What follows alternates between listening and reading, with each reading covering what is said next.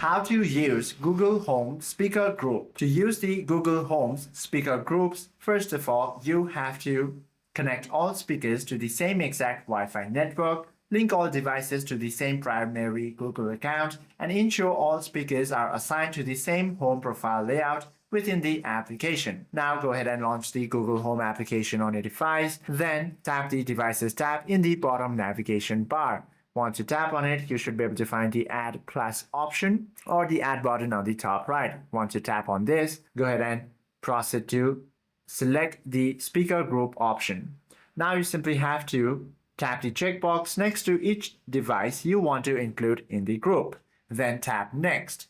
Type in the clear, easily pronounceable name for your group. Tap Save. The app will create the group card and place it at the bottom of your device's dashboard. Now you can use the Google Assistant voice commands, and you can also cast from your phone screen to your speaker. Hope this video helps you out a lot. If you have any questions or queries, do comment down below.